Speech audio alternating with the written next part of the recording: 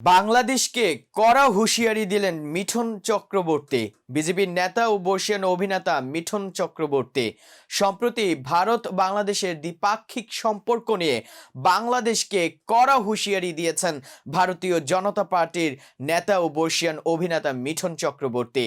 শনিবার 21 ডিসেম্বর হুগলির পান্ডুয়ায় বিজেপির সদস্য সংগ্রহ অভিযানে গিয়ে এই হুঁশিয়ারি দেন তিনি।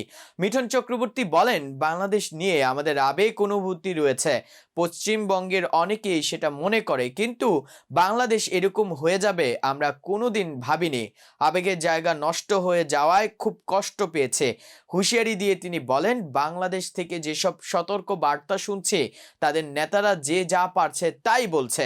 আমি একটা কথাই বলবো, ভারতকে খাটো করে দেখবেন না। Don't under estimate India.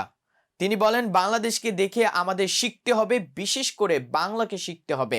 যদি আমরা সবাই মিলে একত্রিত হয়ে না লড়ি তাহলে আমাদের ভবিষ্যৎ অন্ধকার নিশ্চিত।